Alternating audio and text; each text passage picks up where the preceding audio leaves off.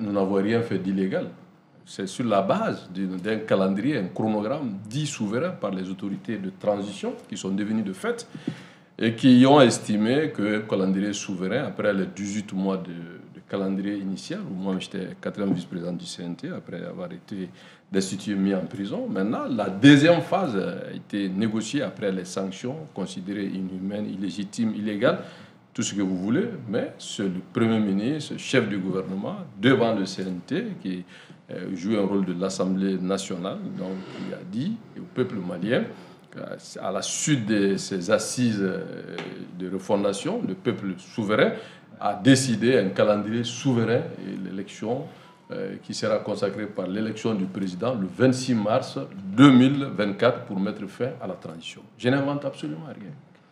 Alors, sur cette base, quand nous avons constaté après le 26 mars, on a fait une réunion au siège de l'ADEMA pour demander, en des termes politiques, une nouvelle architecture de la transition.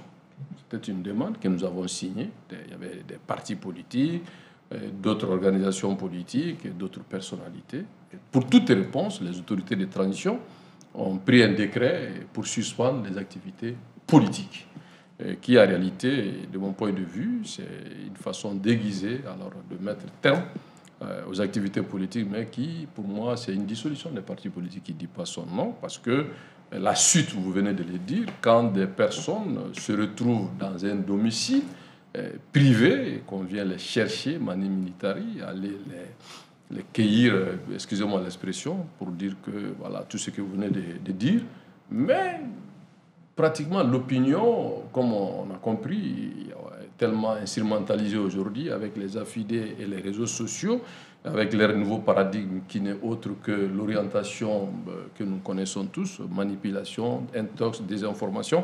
Donc pour faire croire comme si ces hommes politiques alors étaient vraiment dans une sorte de clandestinité ou semi-clandestinité. Non. Les domiciles sont connus de tout le monde. Ces personnes, nous les connaissons tous. Beaucoup d'entre eux sont des fonctionnaires de l'État et des chercheurs, comme on appelle ça, des enseignants. Et d'autres sont des anciens ministres, d'autres ont été aussi des anciens députés. Donc je ne vois pas comment il peut aller à un domicile dans un quartier connu de tout le monde, des dizaines de personnes qui viennent garer leur véhicule s'il veut faire des activités subversives. Ce n'est pas la manière. Je pense qu'on doit respecter l'intelligence du peuple malien. Moi, je pense aujourd'hui que c'est un abus, c'est vraiment un abus. Et puis au-delà de ça, je pense que c'est pour tout simplement nous dire, sans le notifier, que la démocratie s'est terminée, il faut faire avec.